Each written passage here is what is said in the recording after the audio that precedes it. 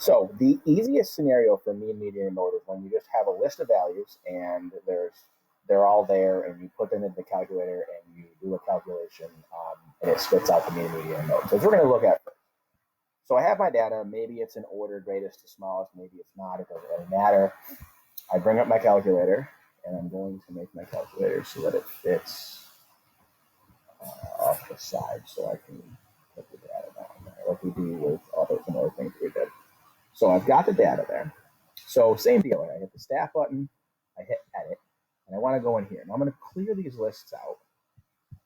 And the difference here between what we did before with correlation coefficient is that we're only going to have one list of data here. So I got to be careful here. So 1, 1.5, 2.3, 2.6, 8, 3, 4. 4.1. Be careful, enter these in, right? 4.1. 5, 6, 8, 2. Now, if there was 2 of anything, you just have to make sure you enter it in twice.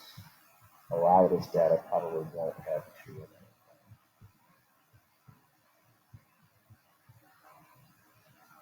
Oh, this one does actually. It has 37.5 stars.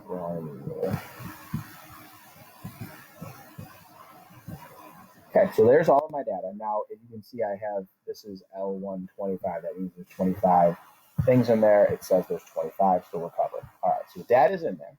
Now we hit stat. We want to calculate, and we want the one variable stats, the first thing. So I'm just going to write that down. Stat, edit. Oops, I don't want to do that. That's to store the data, and then stat, and then one var. Is it one var stats? I think so.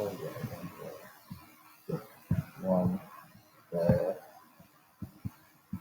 stats to calculate the stuff. So let me go back to the calculator here.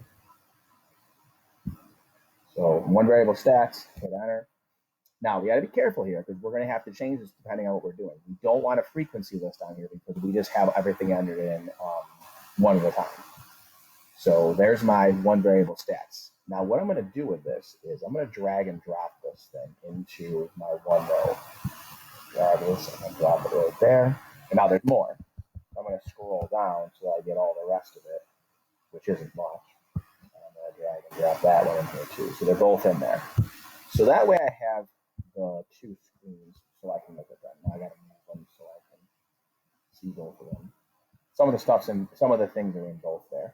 So what am I looking for? Well, the mean is X bar. All right, so that's the mean right there. Okay, median is right here. So median is actually says MED. Okay, now the mode is not there. I have to know what the mode is. It doesn't tell me what the mode is.